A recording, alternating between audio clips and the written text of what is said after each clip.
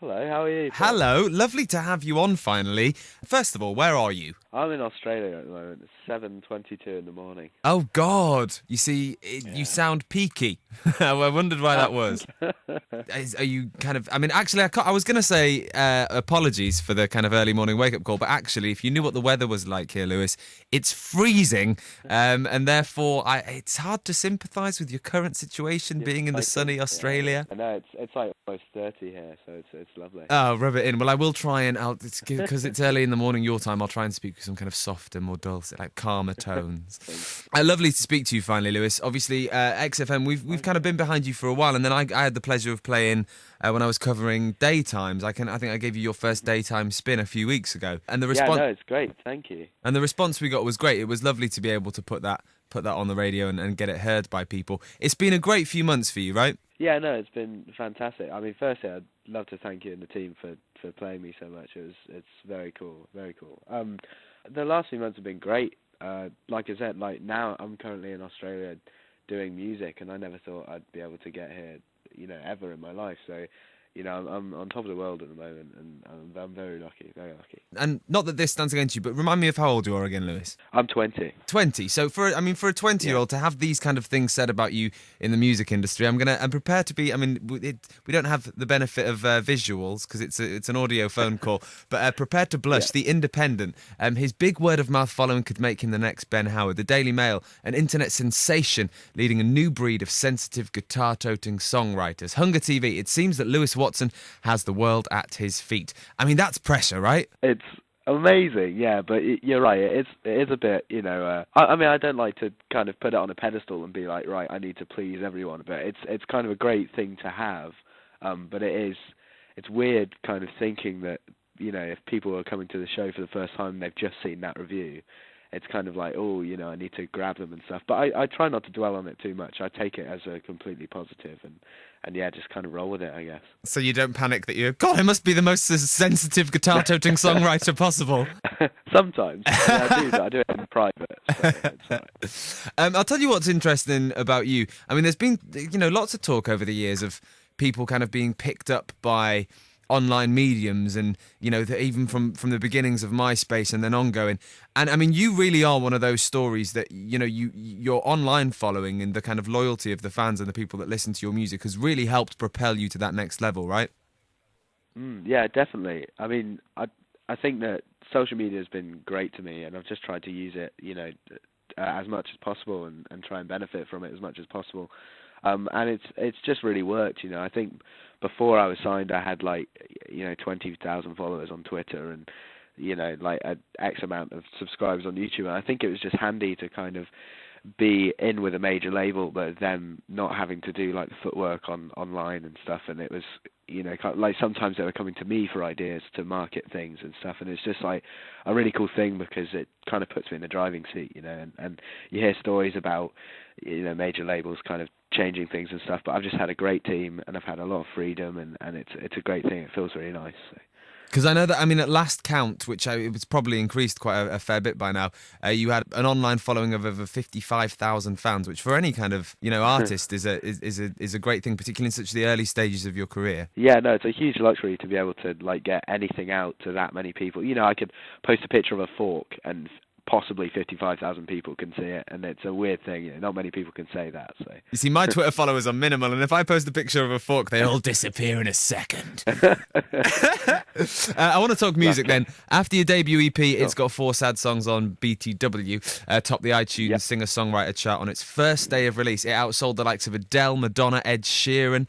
Your second, another 4 sad songs EP, continued to rise as publications including The Independent, The Sun, The Daily Mail and The Daily Star, they all listed you as one of their top tips for 2013. So, I mean, again, it's sort of, it's a lot of praise, a lot of pressure. And now, people are really, really hearing the music. Is that, rather than just having that online following, rather than just having that dedicated fan base, to be putting it out there and being played on, say, like when we put you on daytime and having a wider audience hear you, does that feel like it's nice to go from hype to actual realisation, music in people's ears? Definitely. I think that, people kind of trust hype too much and they kind of take it for gospel, which I think is a very bad thing, purely because, music is, someone could someone could love a piece of music that everyone can hate, and I think that for one person to be like, this is good, and for everyone to believe it, I think that's kind of a bad thing. I think it's negative. So I think that kind of going to that realization and having people listen to the music is a lot more is a lot better and a lot stronger, I think, than just having someone read a sentence, about me in a newspaper or something. So I think that's really good, and I'm really, really glad that it's getting there. And again, thank you for playing me. It means a lot. So. I mean, does it seem, it must be, what I always think it must be a fascinating thing for an artist is, you grow up listening to, I think when we gave you your first daytime play, you were sandwiched in between, I don't know if it was like Arcade Fire and somebody else. Is it crazy that you're now kind of featuring alongside bands that, I mean, you're 20, man. I imagine like things that, people of our generation grew up listening to. Yeah, it's crazy. Well, like you said, you mentioned Arcade Fire. I remember I first heard Arcade Fire on the radio like 4 years ago, and I was in the bath or something, and I was just like, I mean, that's quite embarrassing actually. I wish Were there bubbles? I was playing football. I was boxing and spitting and grabbing my crotch. And I was just like, whoa, it's kind of that like instant grabbing with music. So to be, amongst them, like you said, on radio is a really, really cool thing, and it's kind of happening more and more, which is just mental because. I kind of only just really got used to like spot plays, and I was kind of like, oh no way, I'm on the radio, and now it's kind of more consistent, and it's just a really cool thing, but it also feels like really natural too. So it's like, as I said, I'm a very lucky guy, very, very lucky. And it's great to know that the feedback, I mean, the day that we played you, myself and our head of music here, Mike, we were really excited to put you on. The lovely thing was that we put you on that one day, and the feedback that we got, and it wasn't just from people that knew you or that already followed you on Twitter, it was from new people that were listening to you for the first time. Their response was really good, and I think then we played you like every day for the rest of the week. Yeah, no, it was wicked, and it was lovely to be able to see that online thing too, because I was on tour when you were playing that, so I was kind of like in the van, and every now and then people would be like, oh my God, Lewis, you're on XFM and stuff, and that would be like the people that had already heard of me, and then there'd be people like, oh, just heard Lewis on XFM, really, really good, like it, like the music, man. It's just kind of having the best of both worlds, having people that have listened to it for the first time kind of approach me and say that they like it, and then having people excited because they've heard me already. So it's a really cool thing to kind of listen to on the road and see on Twitter and stuff on the road. So it's great. Well, you say about just finishing your tour. Let's talk about live performance plans oncoming, because you're doing like Festival live at Leeds, Great Escape, Camp Festival. Yeah.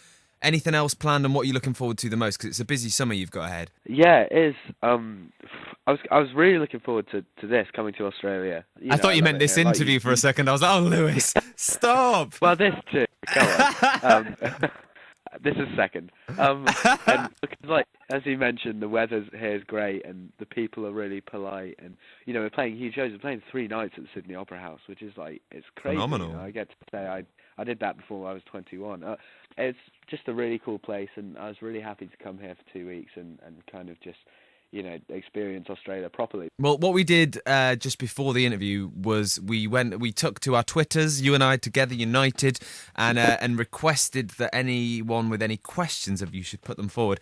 I haven't read them yet, so it's important to let the XFM listenership know 2 things. One, that I'm going through these live as I'm talking to you, and 2, that it's very early in the morning where you are, so you haven't had much sleep. So unprompted questions. So let's have a look. Okay, well, I mean, here's one that makes perfect sense, and it's definitely all about the music. Helena says, hey, would you rather be a horse or a door?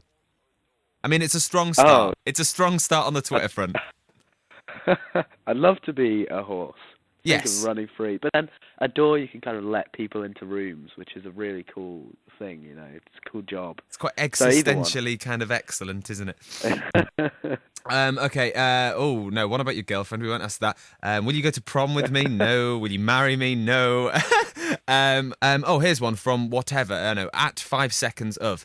What is your favourite song that you've written? Oh, that's a tough one. I think the favourite one to perform that I've written is a song that I wrote called Once Before, which is on my another 4 Sad Songs.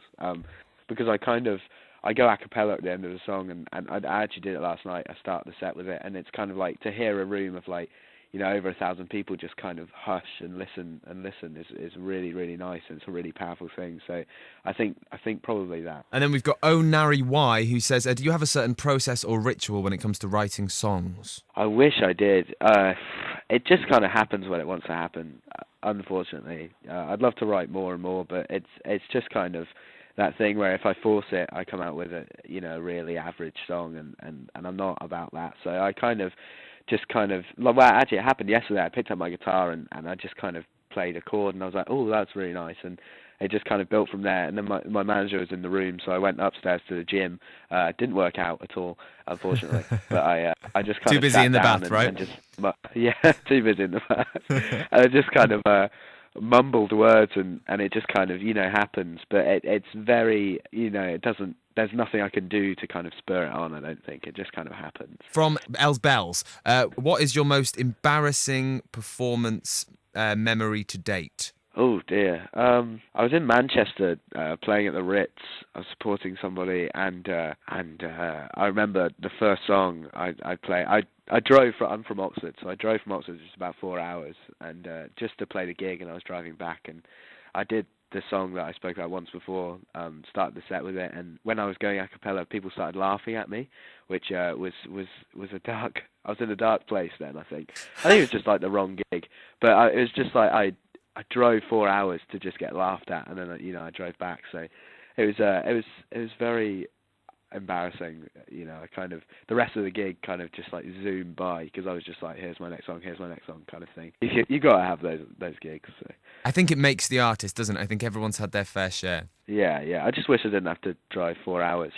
And it's, yeah, well, that's it. But then if that ever happens again, you can just go, yeah, how many Facebook fans have you got, guys? I'm an internet sensation. Oh, God. If I ever say that, please. Punch my neck or something. Lewis, we absolutely love you here at XFM. We're going to continue championing you all the way through. It's been lovely to finally speak to you. Likewise. Thank you so much, Phil. Enjoy the rest of Australia, and we'll look forward to catching up with you when you get back. I will. Take care. See you later. All right, dude. Take it easy. Bye. Thank you.